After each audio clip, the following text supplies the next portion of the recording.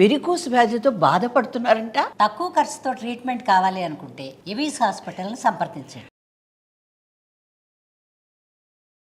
నమస్తే రమ్మగారు. నమస్తే జయ. రమ్మగారు, కొంతమందికి ఎట్లా అనిపిస్తుంది అంటే మేము చాలా కష్టపడతాం, ఎంత అంటే మాటల్లో చెప్పలేం, కానీ మా కష్టం నిలబడదు, ఎప్పుడూ ఒక్క రూపాయి ఉండదు. కష్టం అంటే ఇన్ ద సెన్స్ మనం డబ్బులోనే కదా చూసుకుంటాము, ఎందుకని ఇట్లా జరుగుతుంది అని ఒక ఆలోచన, ఒక ప్రశ్న వస్తూ ఉంటుందండి. ఎప్పుడు ఒక ప్రశ్న ఉంటుంది చూడండి, మేము బాగా భగవంతుని కొలుస్తాము అయినా మాకు కష్టాలు తప్పవు. అట్లా మేము చాలా కష్టపడతాం, అయినా డబ్బు మాత్రం, లక్ష్మీదేవి మాత్రం నిలవదు, మా దగ్గర ఉండదు, మాకెప్పుడు బాధలు కష్టాలే ఉంటాయని ఒక ప్రశ్న ఉంటుంటుంది. ఆలోచన రాకుండా ఉండాలి అంటే మనం అసలు మన నడవడిక కానీ మన నడతలో కానీ ఎలాంటి మార్పులు చేసుకోవాలి? బేసిక్గా జయ, డబ్బు ఎప్పుడు కూడా చెంచల కదిలిపోతూనే ఉంటుంది. మనకు ఒక రూపాయి ఇచ్చింది అనుకో, రూపాయిగా ఎలా ఉంటుంది, అది పాపాయిల్ని పెట్టదు, దాని దారిని అది ఉంటుంది. మనం ఏం చేస్తాము, ఖర్చు పెంచుకుంటాం, ఖర్చు చేస్తాం. ఓ 80 పైసలు ఖర్చు పెట్టాం, ఓ రూపాయలు అంటే ఓ 100 రూపాయలు 80 రూపాయలు ఖర్చు పెడితే 20 రూపాయలు దాస్తాం. జనరల్గా అందరు చేసేదే కదా. కొంతమంది ఎట్లా ఉంటారంటే 100 రూపాయలు వస్తే కనుక 200 ఖర్చు ఉంటుంది వాళ్ళకి ముందుగానే. అప్పుడు డబ్బు ఎట్లా ఉంటుంది, సంపాదన పెరుగుతూ ఉంటే లివింగ్ స్టైల్ పెంచేసుకుంటూ ఉంటారు. పాత లివింగ్ స్టైల్లో ఉండరు, కొనుబళ్ళు అది చుట్టుపక్కల వాళ్ళ నుంచి మన దగ్గర డబ్బులు ఉన్నాయి కదా అని ఖర్చులు పెంచుకున్నాం. అందరూ చేసేదే, మనిషి అన్న ప్రతివాడు ఇదే చేస్తాడు జయ. మనకి ఎంత డబ్బు వచ్చినా పూర్వకాలం పద్ధతిలో ఆ తక్కువ ఖర్చుతోనే ఉండే జనాల్ని మనం అసలు ఈ రోజున చూడం. మామూలుగానే బేసిక్ నీడ్సే మనవి పెద్దవైపోయినాయి ఇప్పుడు. ఈ ఊళ్ళలో హైదరాబాద్లో చోట 30-40 వేలు వస్తే కానీ అసలు కుటుంబం బతికేది లేదు.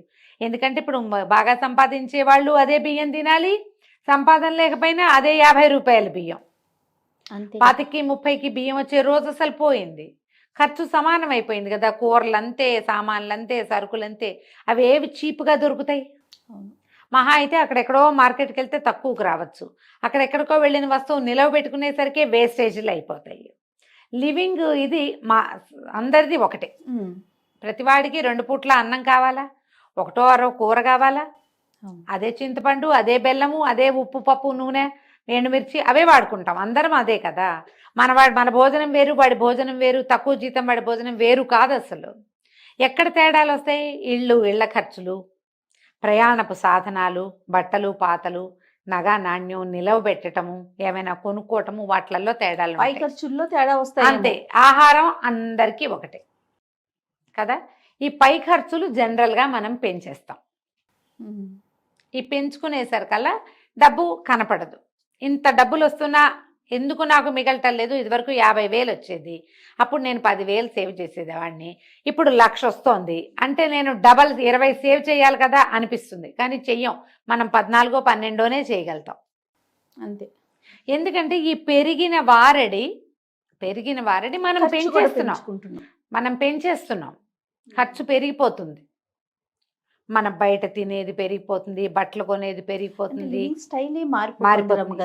ఎవరికైనా ఇచ్చేది, ఎక్కడికైనా వెళ్ళేది, ఏమైనా కొనుక్కునేది ఎక్కడ తగ్గం. మనం వాడే ఫోన్ దగ్గర నుంచి అన్నీ మార్చేస్తాం. ఈఎంఐలు పెట్టేసుకుంటాం, డబ్బులు వస్తున్నాయని ఈఎంఐలు పెట్టేస్తాం, ఇంకో 2 వస్తువులు కొనేసుకుంటాం, ఇంకా ఎక్స్ట్రా స్టోరేజ్ కొనేసుకుంటాము, పెంచుకుంటూ పోతాం. ఈఎంఐ ఆప్షన్స్ వచ్చాక రమ్మగారు మరి చాలా ఎక్కువైపోయింది, కొనుబళ్ళు ఎక్కువైపోయింది. మనం చేయగలమా లేదా, మనం కట్టగలమా ఆలోచించినా రావట్లేదు. ఎంత పెద్ద వస్తువైనా చేతిలోకి వచ్చేస్తుంది, అది తర్వాత కడతాం, మనకు తెలియటం లేదు. కానీ ఏమవుతుంది, ఎండ్ ఆఫ్ ద డే చూసుకుంటే మనం నిలవలో లేము, మనం సంపాదించిన దానికి తగినట్టుగా మన దగ్గర నిలవలేదు అనేది మనకి తెలుస్తూ ఉంటుంది.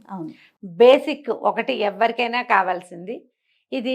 నువ్వు కార్పొరేట్ స్టోరీస్లో కనపడుతుంది, బ్యాంకర్లు మనకి అడ్వైజ్ చేసే బ్యాంకర్స్ వస్తారా, వాళ్ళు చెప్తారు, సంపాదన పెరిగిన వెంటనే ఇమీడియట్గా నువ్వు ప్లాన్ చేయాల్సింది సేవింగ్స్. అంతే. అది డబ్బు మల్టిప్లై అయ్యే విధానాన్ని యాప్ చేసుకో. ఒక 20 రూపాయలు దాచిపెట్టడం అంటే ఓ పర్సులో పెట్టి పెట్టడం కాదు, అది పిల్లలు పెట్టే చోట పెట్టాలి. పెద్ద పిల్ల కాదు, చిన్న పిల్ల అయినా సరే సేఫ్గా. అసలు ప్రధానమైంది సేఫ్టీ. ప్రధానమైంది చాలా ఎక్కువగా ఆలోచించాల్సింది సేఫ్టీ. చిట్టీలు కట్టడము, ఎక్కడైనా నమ్మకమైన చోట డబ్బులు పెట్టడం, అదుపు పెట్టడము, తర్వాత ఇప్పుడు మనకి గోల్డెన్ వచ్చినాయి, ఏమంటారు దాన్ని, మ్యూచువల్ ఫండ్స్ లాంటివి. అలాంటిది ఏదైనా సరే రెగ్యులర్గా ఒక సిప్ ప్రతి నెల డబ్బు అందులోకి వెళ్ళిపోతుంది. నీ జీతం పడ్డం ఏంటి, సిప్కి వెళ్ళిపోతుంది. అది నీ చేతిలో ఇంచి కాదు, ఆటోమేటిక్గా అది వెళ్ళిపోతుంది. నీ దగ్గర ఉన్నది కొంతే ఉంటుంది, నువ్వు ఇందులోనే వాడాలి. ఆల్రెడీ సేవింగ్స్ దానంతరం అది వెళ్ళిపోయింది కదా. నీకు డబ్బు జీతం హైక్ వచ్చింది అంటే ఇమీడియట్గా నువ్వు చేయవలసింది అది. మనం ఏం చేస్తాం అంటే హైక్ వస్తుంది అనగానే మనం అవి కొనుక్కోవాలి ఇవి కొనుక్కోవాలని ఆలోచన కదా పెట్టుకుంటాం. కొనుక్కునే ఆలోచన రెండో ఆలోచనగా పెట్టుకోండి. ముందు పొదుపు మీద పెడితే మీరు పడిన కష్టం నిలబడుతుంది. ఎప్పుడు కూడా ఇదే మార్గం. నీ దగ్గర నీకు కోట్లు వచ్చినా అదే మార్గం, లక్షలు వచ్చినా అదే మార్గం, వందలు వేలలో ఉన్నా కూడా అదే మార్గం. పొదుపు వైపు ఆలోచించాలి తప్పకుండా. ఎవరైనా సరే దాన్ని ఎక్కడైనా ఇప్పుడు కొంచెం పెద్ద పెద్ద అమౌంట్స్ అనుకో, ఏదైనా స్థలాలు లాంటివి కొనిపెట్టుకోవాలి. బట్టలు బంగారము అశాశ్వతమైనవి. బట్టలు మీరు కొన్నాక అది గుడ్డి గవ్వకి చెయ్యదు. అంతేగా. మనం పెద్ద పెద్ద షాపులు చూస్తాం జయ, ఈ పట్టు చీరలు, పట్టు బట్టలు, ఏదైనా ఫంక్షన్ అనగానే బట్టలకి ఎంత ఖర్చు పెడతాను జయ, ₹1 వెనక్కి వస్తుందా? రాదు. పారేయటమే. నువ్వు తిండికి బట్టలకి పెట్టింది, ఈ రోజు పెట్టింది ఇంతే కథ. ఫోటోల కోసమే పెట్టేస్తున్నావు బట్టలకి, అవునా కాదా? ఆ ఆలోచన మార్చుకోండి, తగ్గించుకోవాలి కనీసం. తగ్గించుకోవాలి.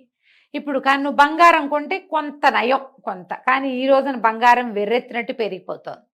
ఎప్పుడు పెరుగుతుందో తెలియదు, ఎలా డమాలంటుందో తెలియదు. అంత దాకా ఎందుకు రమ్మగారు? డైమండ్స్ చూడండి. అవును, డైమండ్స్ అంటే ఎంత కాస్ట్లీ ఉండేవి, అందరు కొనుక్కుంటున్నాం.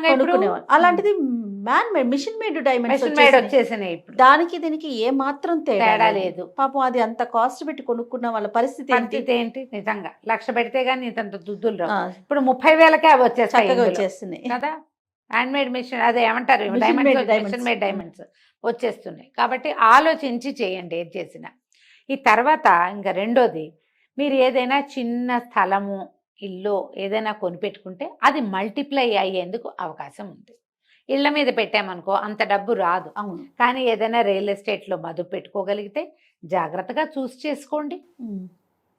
చూసి చేయడం చేసి ఈ అడ్వర్టైజ్మెంట్లకి పడద్దు. మన వాళ్ళల్లో కొంతమంది కొనుక్కున్నది చూడండి, ఎవరో చెప్పారని మాత్రం దిగద్దు. వాళ్ళు రారు రేపొద్దున మీతోటి. ఏదైనా తేడా వస్తే వాళ్ళు వచ్చి మీకు సమాధానము చెప్పరు, మీకు ఏదైనా ప్రాబ్లం వస్తే వాళ్ళు మీతోటి నిలబడరు. తాత్కాలిక అడ్వర్టైజ్మెంట్ మాత్రమే జరుగుతుంది.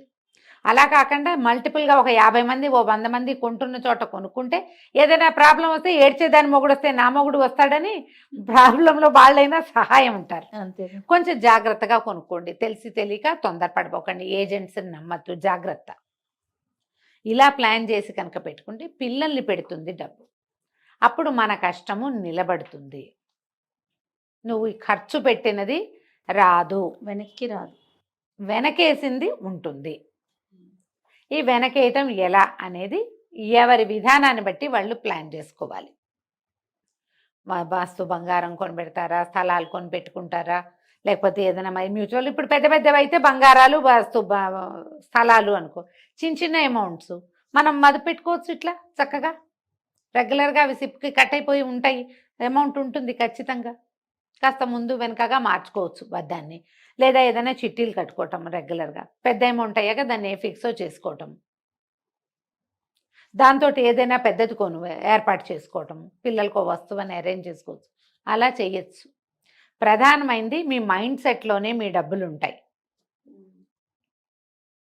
డబ్బు పర్సులో ఉండదు, మైండ్ సెట్లో ఉంటుంది. దాన్ని సరి చేసుకోండి తప్పకుండా.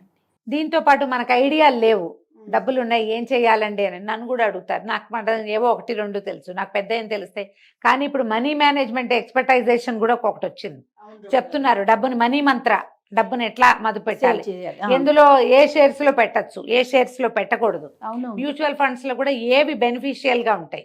తర్వాత ఈ ఆడపిల్లలకి బోల్డెన్ రకరకాల యోజనలు వచ్చినాయి కదా, సుకన్య పథకాలు ఇలాంటివి, పోస్ట్ ఆఫీస్ లో కట్టమని, అలా ఐడియాస్ వస్తాయి. వాటిని ఫాలో అవ్వండి, వాళ్ళని పట్టుకోండి. కుదిరితే కనుక మనీ మంత్ర ఆడవాళ్ళకి సులువుగా చేసుకునేవి ఏవైనా 2-3 కూర్చోబెట్టి చేయించావంటే తప్పకుండా చాలా హెల్ప్ అవుతుంది. అది బోల్డన్ ఉన్నాయి ఆడపిల్లలకి చిన్న పిల్లలకి చిన్నప్పుడే అవునవును. ప్లాన్ చేసుకునేది. బర్త్డేకి ఇలా మదుపు పెట్టండి, ఇలా ఎక్కడైనా పెట్టుకోండి, ఇది పిల్లలు పెద్ద అయ్యాక చదువు నాటికి వస్తుంది, ఇలాంటి ప్లానింగ్ ఇస్తారు కదా. అట్లా మంచి ఐడియాస్ని తీసుకోండి. డబ్బులు వేస్ట్ చేసుకోవద్దు. తప్పకుండా రమ్య గారు. నమస్తే. నమస్తే.